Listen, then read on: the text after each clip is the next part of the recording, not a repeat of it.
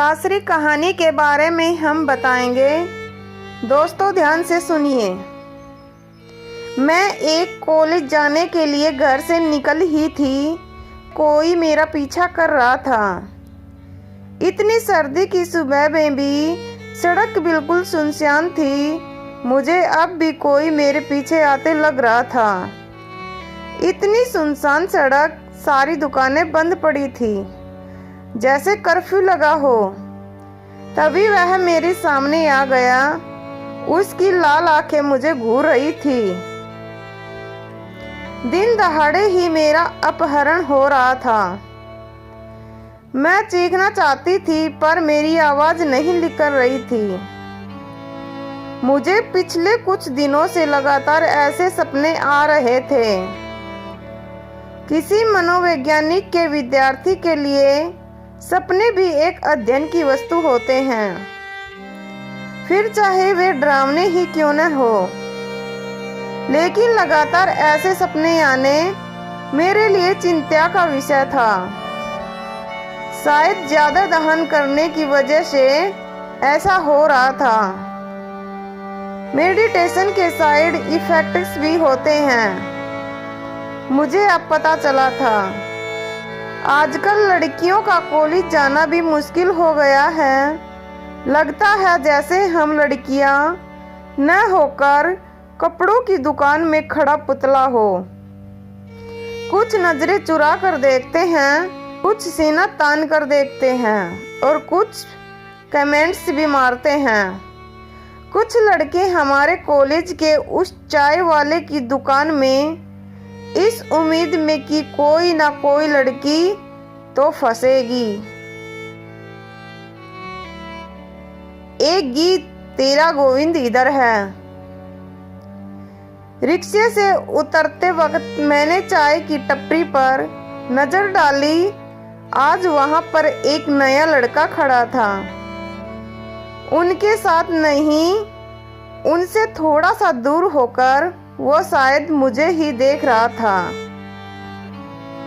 मेरी नजर उस पर पड़ी तो वो थोड़ा सतर्क हो गया और नजरें चुरा ली।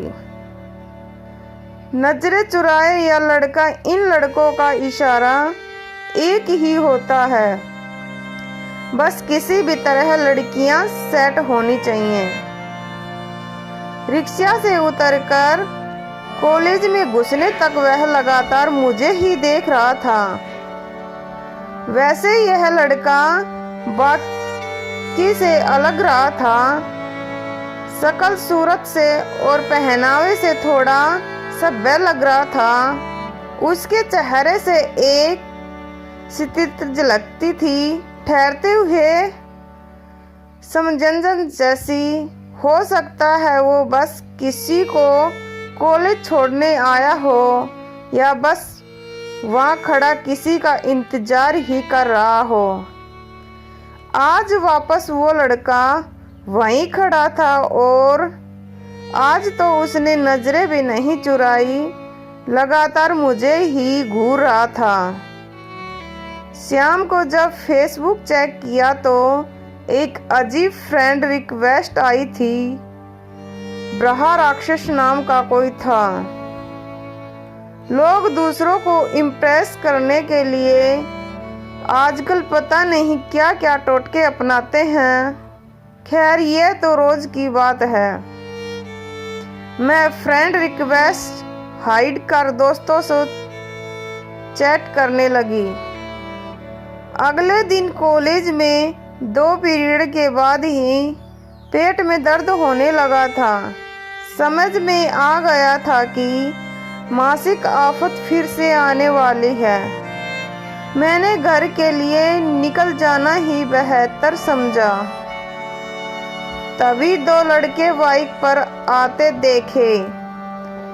ये उनमें से ही थे जो कॉलेज के बाहर चाय की दुकान पर खड़े रहते थे। Miss goggle. हाँ, कॉलेज में मेरा यही नाम पड़ गया था। मैं हमेशा एक काला चश्मा जो लगाए रहती हूँ, यहाँ तक कि क्लासरूम में भी। ओफ, पीछे वाले लड़के ने मुझे स्ट्रोफ खींच लिया था। मैंने उनकी तरफ देखा तो पीछे वाला लड़का खी खी कर हंस रहा था।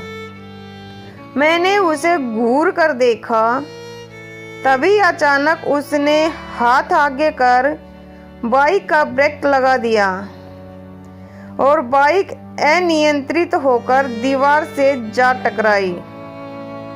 मैंने पीछे देखा तो दोनों खुद उठने की कोशिश कर रहे थे।